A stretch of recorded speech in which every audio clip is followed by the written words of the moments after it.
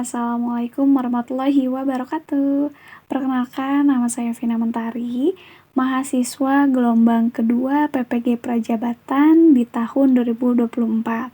Dalam video ini, saya ingin berbagi mengenai perjalanan pendidikan nasional di Indonesia, yang mana sebagai salah satu syarat untuk mata kuliah Filosofi Pendidikan Nasional Indonesia. Ya, tentunya pendidikan juga merupakan sebuah kebutuhan manusia dalam berproses agar dapat bisa terus berevolusi mengikuti zamannya. Begitupun juga dengan Indonesia yang mengalami beberapa perubahan pendidikan dari mulai sebelum Indonesia merdeka. Sebagaimana kita ketahui, perjalanan pendidikan di Indonesia tidak lepas dari salah satu tokoh pendidikan, yaitu Ki Hajar Dewantara.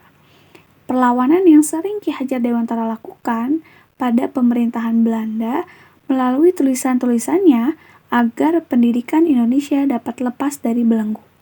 Maka dari itu, yuk kita simak penjelasan mengenai perjalanan pendidikan di Indonesia. Pendidikan di Indonesia pada saat sebelum merdeka, yaitu pada zaman kolonial Belanda di tahun 1854, yang mana pendidikan pada zaman Belanda ini diklasifikasikan dalam dua periode, yaitu pada masa VOC dan pada masa pemerintahan Hindia Belanda. Pada saat itu, sekolah yang didirikan menggunakan bahasa Melayu, bahasa daerah, dan juga bahasa Belanda sebagai bahasa pengantar. Pendidikan pada masa Belanda merupakan pendidikan politik yang mana tujuannya dari pendidikan tersebut adalah untuk tenaga kerja yang akan dipekerjakan di pemerintahan Belanda. Dapat kita simpulkan bahwa pendidikan di Indonesia pada zaman tersebut masih sangat terbelenggu karena pendidikan hanya ditujukan bagi rakyat tertentu. Pada tahun yang sama, yaitu 1854, lahirlah Sekolah Bumiputra yang mana hanya memiliki 3 kelas dan hanya memberikan pengajaran mengenai membaca, menulis, serta berhitung seperlunya. Pada saat itu, pendidikan hanya diperuntukkan untuk mendidik para pembantu yang bertujuannya untuk mendukung usaha dagang para pemerintah Belanda. Pada tanggal 2 Mei tahun 1908, Budi Utomo dibentuk sebagai salah satu bara kebangkitan nasional di Indonesia, yang mana Budi Utomo ini fokus terhadap pengembangan pendidikan dan juga budaya. Ki Hajar Dewantara pun aktif di dalamnya. Pada tahun 1912, R.A. Kartini membangun perpustakaan dan sekolah khusus perempuan sebagai upaya untuk memajukan pendidikan di Indonesia. Selama perjalanan pemerintahan Hindia Belanda, Ki Hajar Dewantara terus-menerus melakukan perlawanan kepada pemerintahan Belanda melalui tulisan-tulisannya agar pendidikan di Indonesia itu dapat lepas dari belenggu, sampai-sampai Ki Hajar Dewantara ini sering keluar masuk penjara. Lalu pada tahun 1922 lahirlah perguruan Taman Siswa, yang mana didirikan oleh Ki Hajar Dewantara agar masyarakat pribumi Indonesia mendapatkan pendidikan yang layak sebagai gerbang emas kemerdekaan dan kebebasan kebudayaan bangsa, yang mana semua kalangan bisa ikut sekolah pada masa itu.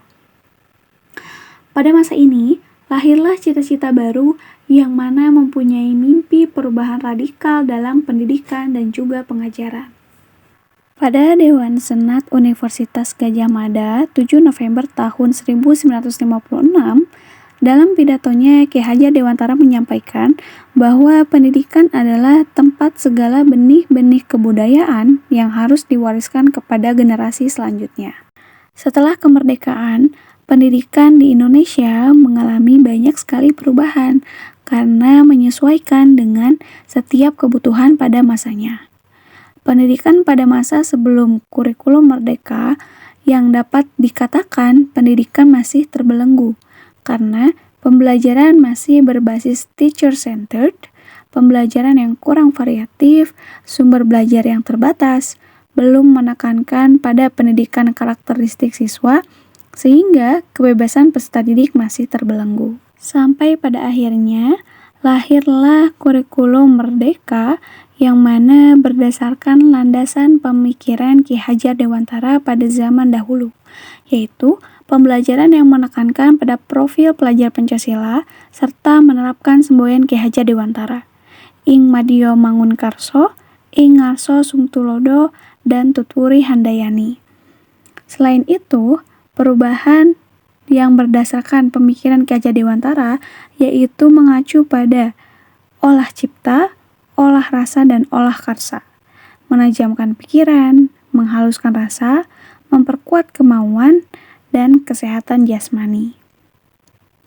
Pada pendidikan yang berlandaskan Ki Hajar Dewantara ini, pendidikan itu harus seimbang atau holistik.